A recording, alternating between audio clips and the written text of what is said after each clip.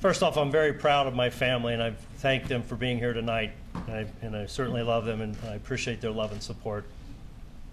I'd like to thank Rob and Pam Sipsey, certainly Bob Mahoney, my immediate supervisor, and the entire Sipsey Klein organization for their continual support and sharing of the knowledge and continual training in this turbulent business we call real estate.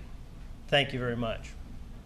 I'd like to thank Gene Snavely and the entire staff for their tireless dedication to our members.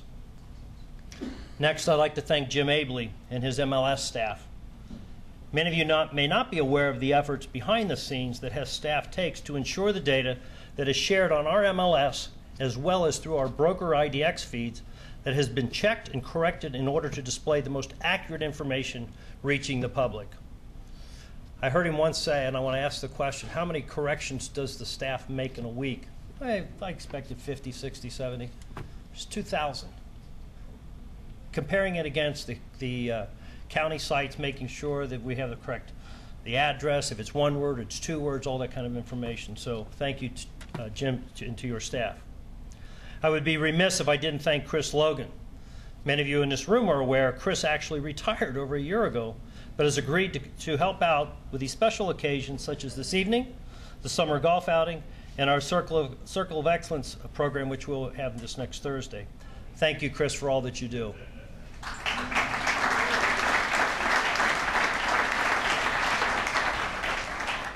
I want to say what an honor it is to be elected your 125th president of this organization.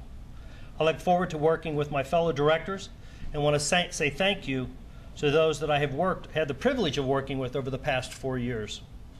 I want to thank all the committee chairs. We could not accomplish all that we do as an organization without your leadership and fine-tuning of the motions that brought before the directors for final approval. I hope I may continue to count on you as leaders to support our industry, and most importantly, in these tough times, our voices must be heard in Washington, Columbus, and on a local level. I'm counting on your continued support for RPAC. To the spouses or significant others here this evening, thank you for your sacrifices you make without hesitation, allowing time for commitments your loved ones have made to serve our members. To Pete and Heather Koff, thank you for your friendship during our recent NAR convention. I hope our paths will continue to cross. Last year, Pete's acceptance speech mentioned footprints to follow as he followed in Tim's steps. I got to tell you, Pete, you left some pretty large shoes to fill, but I'm willing to give it my all. Pete introduced the Leadership Academy, as you mentioned earlier. I want you to know what a great success it has been. Both Patty Stalin and Jeff Rosa, two of our newest directors elected or sworn in this evening, were results of this year's class. Our past President's Committee will be reviewing applications this month as we kick off our second Leadership Academy in February. We all know there's a lot of work ahead of us. How many of us, or how many years will it take before we can look back and say, remember when we had short sales, foreclosures, and banks own nearly 30% of the homes on the market? Many of you in this room endured the highest interest rates in the early 80s.